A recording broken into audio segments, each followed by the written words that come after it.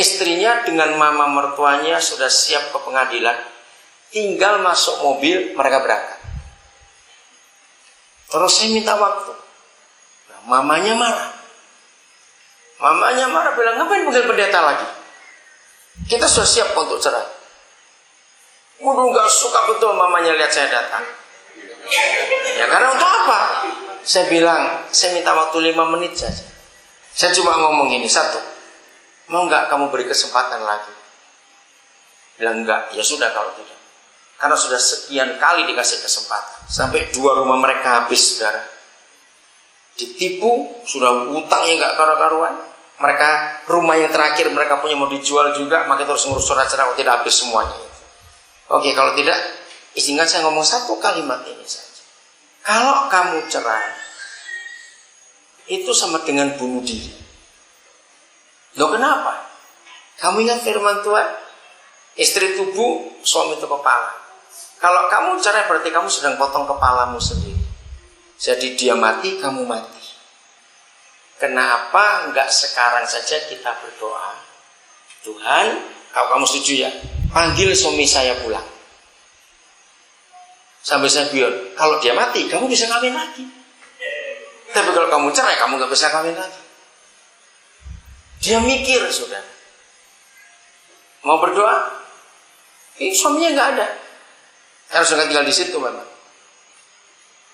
Ini sehingga saya berdoa. Saya berdoa, selesai. Saya bilang, Tuhan, si istri sudah berkeputusan. Daripada cerai, lebih baik Tuhan panggil dia pulang.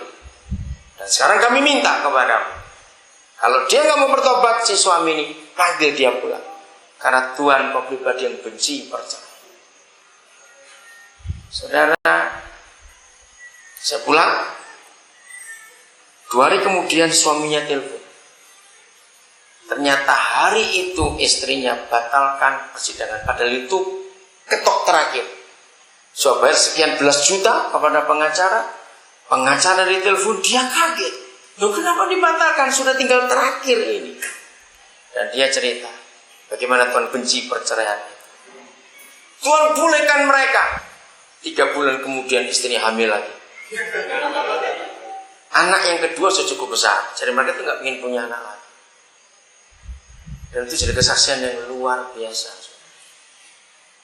Kuncinya satu, mengampuni lagi. Mau nggak ngampuni? Maka dalam segala hal, saudara, firman itu luar biasa. Dan sekarang mereka 2 itu dipakai Tuhan. Suami istri itu tiap hari itu buat renungan yang bagus-bagus. Nah, renungannya saya bacakan akhir tahun yang lalu. Yang kalau ada bank diberi deposito setiap hari sekian $10.000, masih ingat? Nah itu dia yang buat renungan itu. Dan itu luar biasa setiap hari. Dan tadi ini dia minta saya memberi nama karena ada orang yang membuat websitenya untuk renungan itu. Ya, saya pilihkan tadi pas di Bandara Biak. Dia minta terus saya berikan. Tiba-tiba muncul 4 kata. Websitenya, satu saya tulis mata air di padang pasir. Yang kedua saya bilang harapan di tengah keputusasaan. Yang ketiga saya tulis bersemi di musim gugur. Yang keempat saya tulis pelangi di langit yang gelap. Ya, dia belum milih yang mana untuk jadi websitenya itu karena renungannya bagus sekali dari hasil pergumulan itu. Jadi kalau ada macam-macam kesulitan, ada hal yang tidak enak dalam diri kita, saudara syukuri semuanya. Amin. Di depan, entah jauh atau pendek itu bukan urusan kita. Jauh atau dekat, lama atau cepat, itu bukan urusan kita. Percayalah, Tuhan ada di situ. Kita belum bisa lihat sekarang memang, tapi belajar untuk menunggu. Kalau istilah Paulus dalam Roma 12, kita baca ya, kata ini bagus sekali. Dalam Roma 12, surat Paulus ini, ada kalimat yang saya suka sekali. Ayat yang ayat 19 ya. Saudara-saudaraku yang kekasih, janganlah kamu sendiri menuntut pembalasan. Nah kalimat ini perhatikan ya. Tetapi berilah tempat kepada murka Tuhan. Nah keluarkan kalimat ini saudara. Indah sekali kalau kita pakai. Tetapi berilah Apa?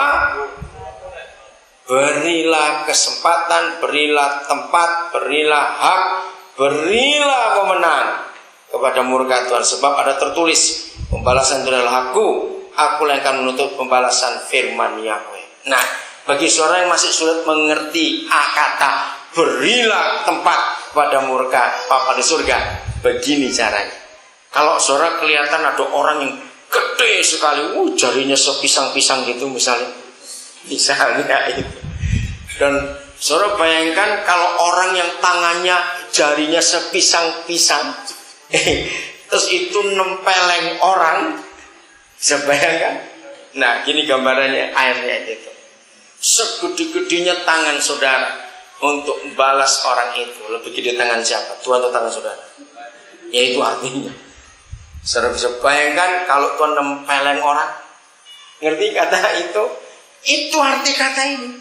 Maka itu bukan kita untuk balas. Ayat 18. Sedapat-dapatnya, kalau hal itu bergantung padamu. Apa yang saudara rasakan waktu saudara baca firman? Sedapat-dapatnya kalau hal itu bergantung padamu. Apa kesimpulan saudara? Betapa sabarnya Tuhan. Dia minta kepada kita sedapat-dapatnya kalau hal itu bergantung kepada. Hebat sekali ini. Hiduplah bagaimana? Dalam perdamaian dengan berapa orang? Semua. Bukan orang-orang tertentu, semua orang. Kalau itu ada dalam hidup kita, wah, firman itu akan digenapi semua. Ingat kata kompensasi dalam hidup. Kalau saudara baca lagi tentang hidup Yusuf, wah itu lebih hebat kompensasi. Kalah yang dialami Ayub, sebab dia jadi orang hebat. Betul nggak? Baca hidup Yusuf, menarik sekali. Karena kompensasi yang Tuhan buat atas dia itu nggak main-main. Dahsyat betul. Jadi kesimpulannya, kita mau nuruti perkataan siapa? Perkataan orang atau perkataan Tuhan? Kita mau nuruti perkataan siapa dalam hidup ini? Ini pilihan. Secara fakta memang saudara, fakta ini, perkataan tetangga itu lebih gampang dihafal daripada perkataan Tuhan. Iya atau tidak? Ngerti istilah ini? Oke. Maka itu seringkali kenapa? Firman Tuhan 2 minggu yang lalu nggak sudah lupa kita buat apa itu. Tapi kalau omongan tetangga 11 tahun lalu masih ingat sampai hari ini. Kenapa bisa begitu? Karena kita memberi tempat buat itu. Nah sekarang siapa yang kita beri tempat dalam hidup ini? Itu pilihan di antara kita semuanya. Ayat yang terakhir, biar kita jadi orang-orang bijak, bukan jadi orang-orang bodoh. Amin. Misalnya kita jadi orang-orang bijak, kita jadi orang-orang bodoh. Efesus pasal 3. Ini nggak akan pernah habis, nggak akan pernah habis, mau sampai kapanpun juga. Efesus 3 ayat yang ke-18 sampai 19. Efesus 3 18 19. Aku berdoa supaya kamu bersama-sama dengan segala orang kudus dapat memahami betapa apanya lebarnya, apanya lagi panjangnya, apanya lagi tingginya, apanya lagi dalamnya. Apa itu? Kasih Kristus. Saudara, mengapa untuk dapat memahami kasih ini saja perlu didoakan? Berapa kali kita berdoa untuk uang, berdoa untuk sakit, berdoa untuk apa saja, tidak salah. Tapi pernahkah kita berdoa supaya kita bisa memahami kasih Yesus yang sulit dimengerti? Oke? Kenapa? Karena betapa panjang, tinggi, dalam, lebarnya kasih itu. 19.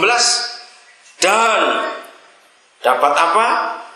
Mengenal kasih itu. Tadi memahami. Sekalipun kasih itu melampaui segala pengetahuan, aku berdoa supaya, oh ini luar biasa, kita nggak cuma memahami, nggak cuma mengenal, tapi kita apa? Dipenuhi di dalam seluruh kepenuhan Tuhan.